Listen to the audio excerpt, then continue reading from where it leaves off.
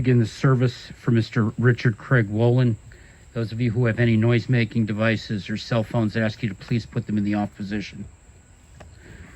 Officiating today will be Rabbi Barry Schechter.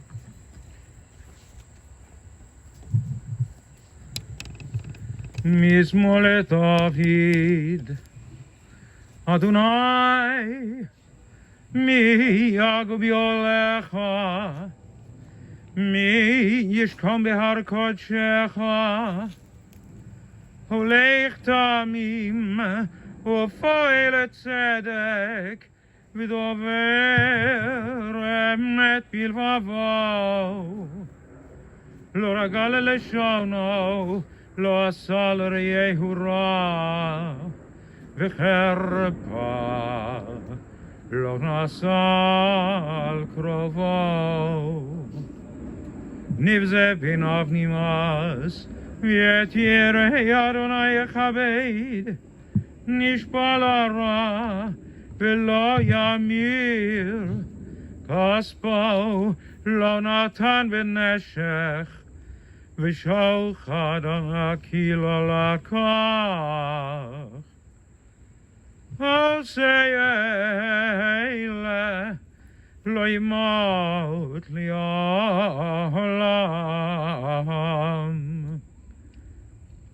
God, who may abide in your house, who may dwell in your holy mountain, those who are upright, who do justly, who speak the truth within their hearts, who do not slander others or wrong them or bring shame upon them, who give their word and come what may do not retract, who do not exploit others, who never take bribes, those who live in this way shall never be shaken.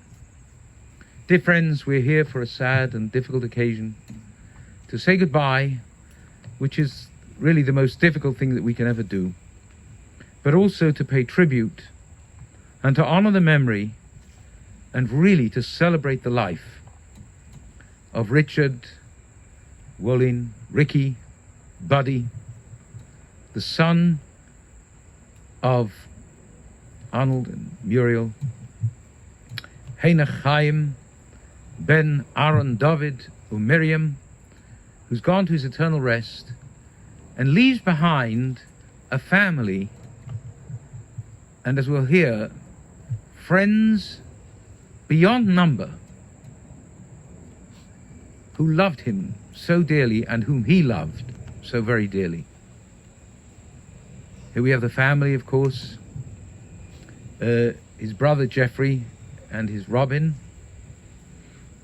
his nieces Jenny and her Jason, and Liza and Rick, I beg your pardon, and their great nephew and niece Max and Elle. And we also have friends here who've come to honor Ricky and to support the family on this day. And we're going to begin by hearing from Jenny, who will speak to us now.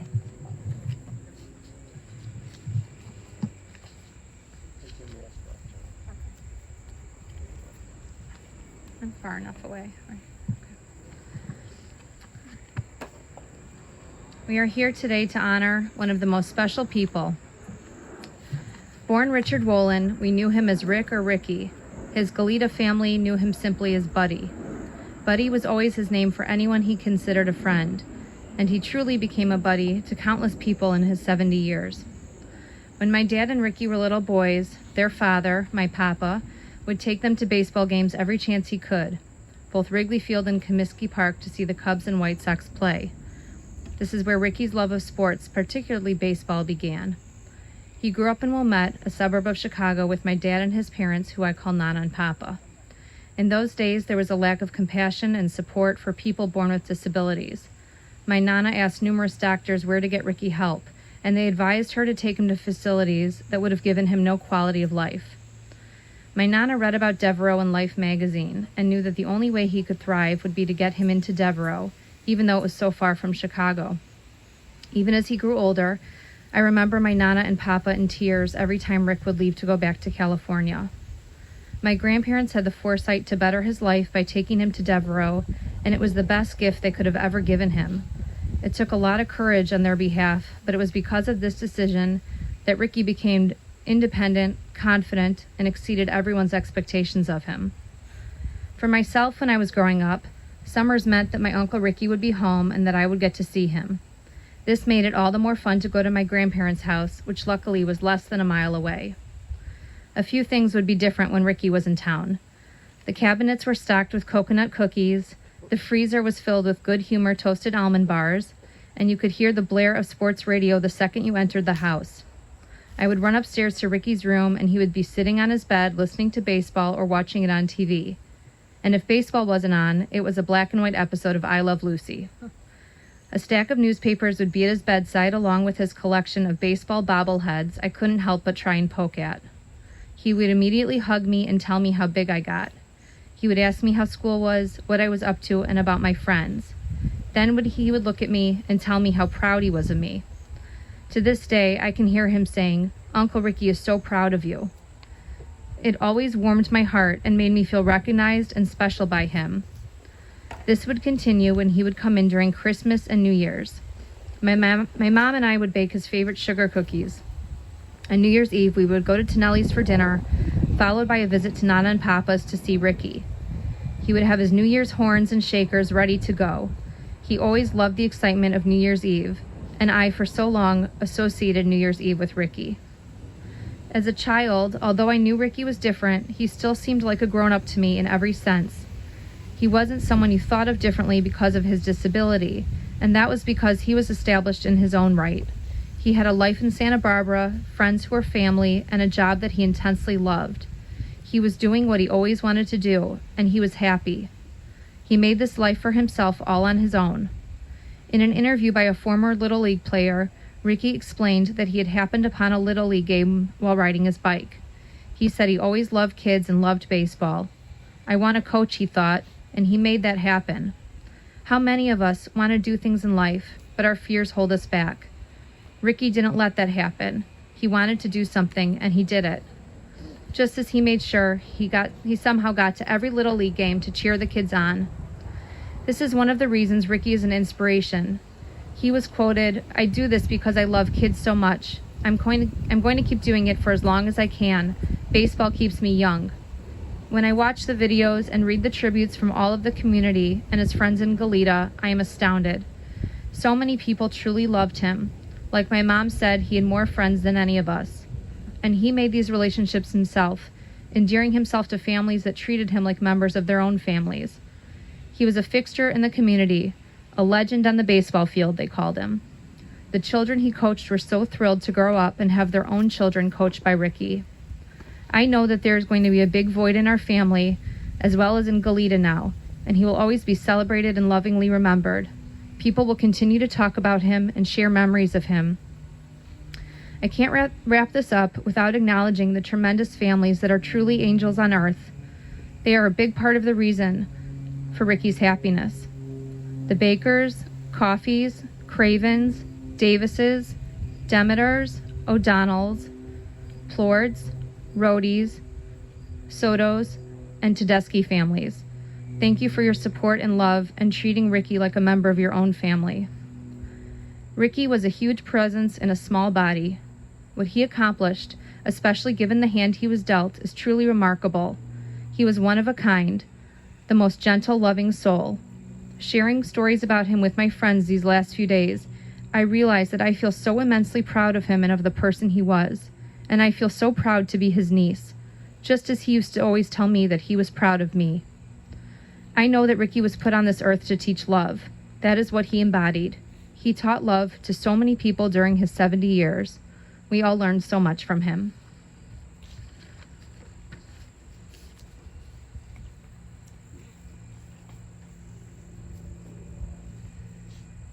Thank you. Thank you, Jenny, for those beautiful words about a beautiful man. When I went to speak to you the other day, Jeff and Robin, and you started telling me about your but your brother-in-law. And I came home and I had to tell my wife about this. I mean, I meet people and I do services, but this was so extraordinary. And I have to tell you that neither of us is a sports fan. If the teams here had to rely on people like my wife and myself, they'd have closed down years ago. The Cubs would never have won. The Cubs wouldn't have even won 106 years ago, or whenever it was. But it's such an extraordinary story, and it's such an inspiring, as you said, that's a very good word, an inspiring story. As you said, he was born. He was dealt, I'm using your phrases because they're so wonderful and so apt. He was dealt a really difficult hand by fate or God or whoever you want to call it. And through a combination, really, of his mother and his father. His mother, Muriel, I know you said she was forceful. I think that's putting it mildly from what you told me. Right? I don't think she was shy about expressing her opinions. No. And they all know. And you all know, yes. But his mother was not going to be put off by advice from the experts. Because as you said, if that advice had been followed,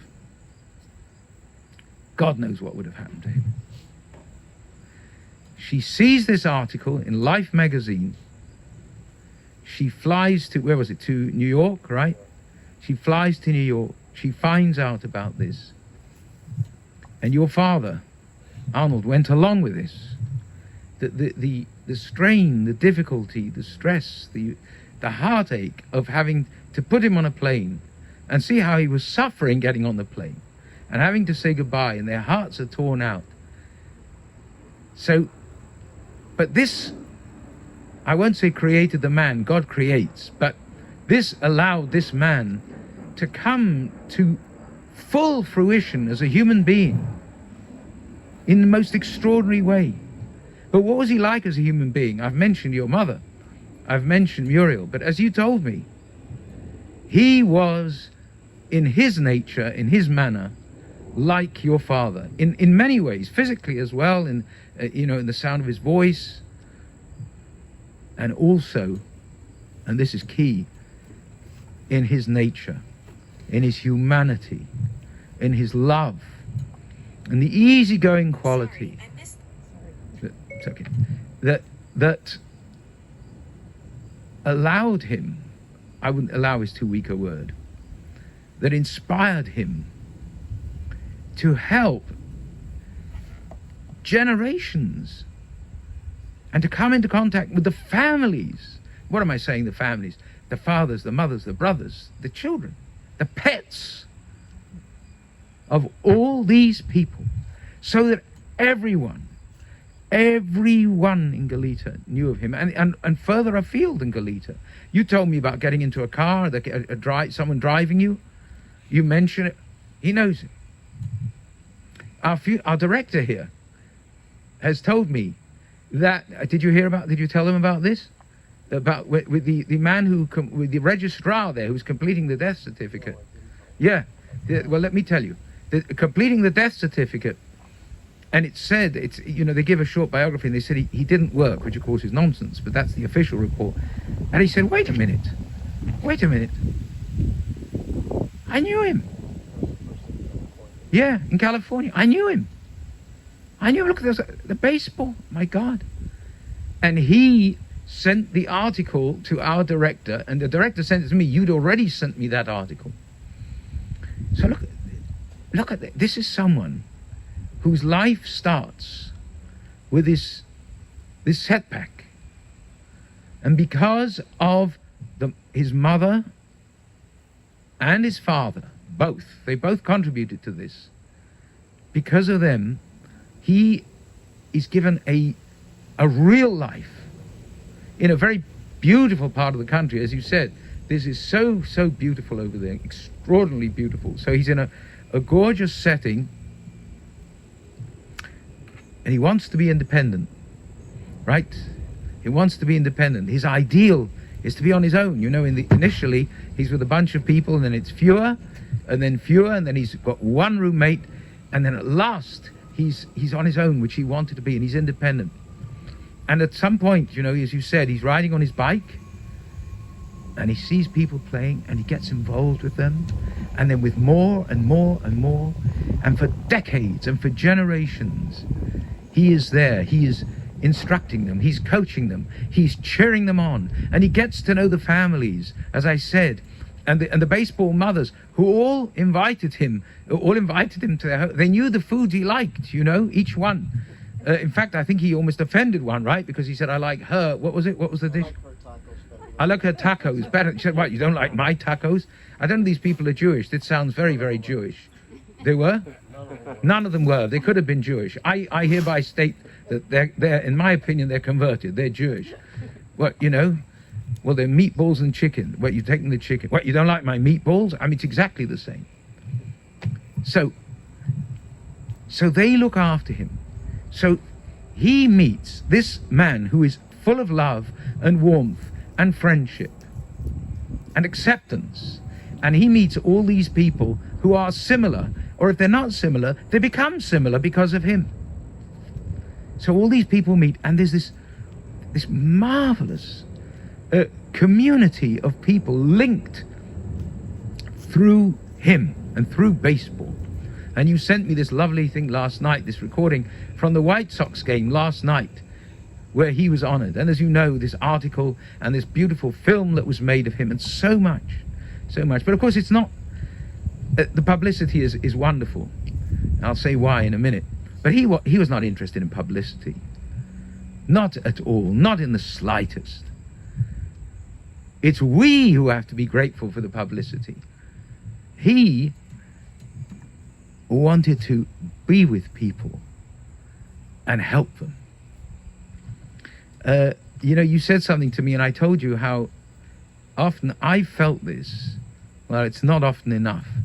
You told me about how, the world is such a difficult place now. We hear about so many terrible things, not just this illness that is going around, this virus, but there's so much dissension and hatred and violence, and people clashing with each other. And then we hear about this, about people getting together and the world as it should be. And it gives you hope. You said this to me, and I told you how that resonated with me. It gives you hope for humanity, that this can take place. Often you have cynics who say, well, it's, yes, love is all very well, but the world is this. You know how this goes, and we have a bit of it in all of us, especially after what we see. And then we hear a story of Ricky, Buddy. He was their buddy. He was their friend. He was the person who loved them, and they loved him. I'm telling you, this gives us hope. And when I talked about publicity, we need publicity. You know why? Not to make the name famous, but to show what people are capable of. If people can see and read about this, as you did when they sent you the article, how amazed you were, and how amazed all of us were. This is our director here. Sent it by, as I say, the registrar of his death, the man who filled out his death certificate. And if this can go out to the world, they can see what one human being is capable of doing for so many others, then really we have hope. And that's why it should be publicized. We've got enough of the other stuff, the bad stuff. We see that daily, hourly, every minute. Well, can there be greater praise? Can there be greater praise of any human being than to say that the world would be a better place, that the world would be inspired by hope, if only more of the world could learn of what he was and what he did. And I know how difficult it is for you now, for the family, to have this loss. You've been with him. There have been wonderful moments. And there have been difficult moments, and that's the case with all families.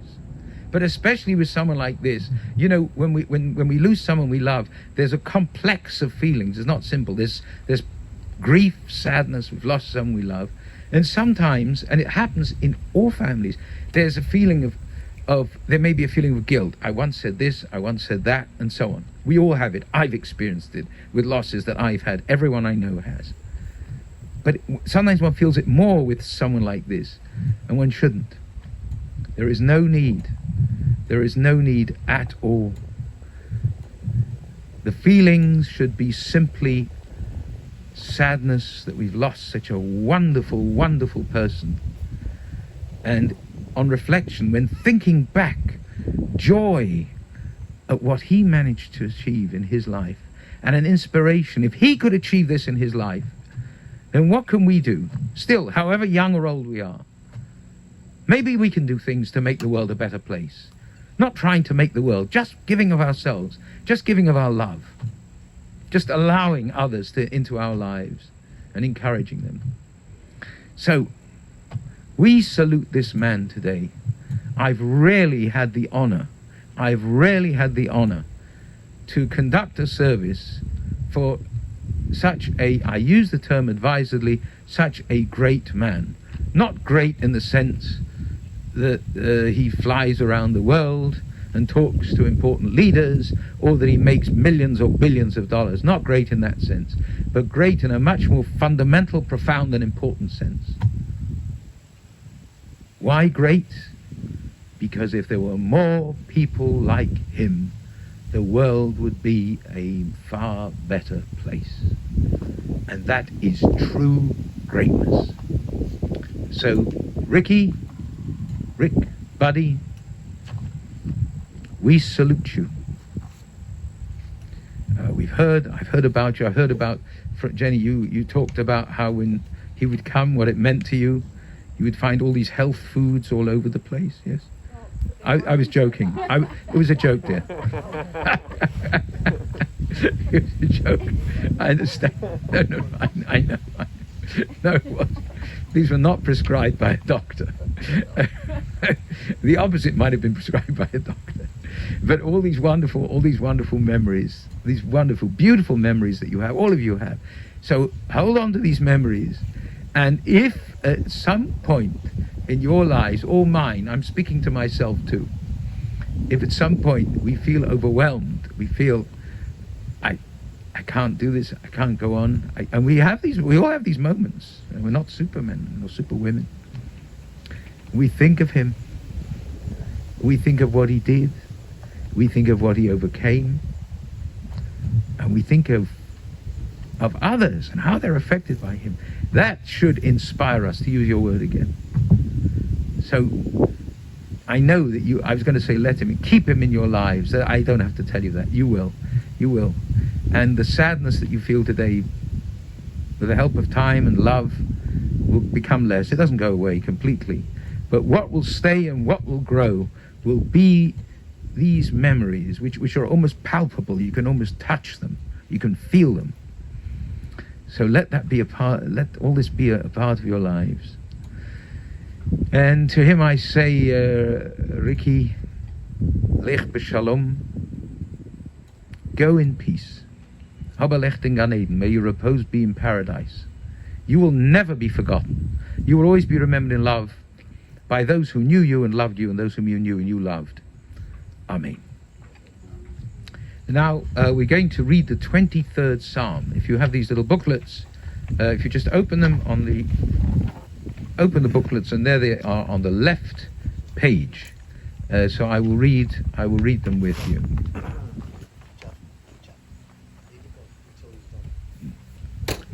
Okay, do you all have it? Yes, let's read together. The Lord is my shepherd, I shall not want. He maketh me to lie down in green pastures. He leadeth me beside the still waters. He restoreth my soul.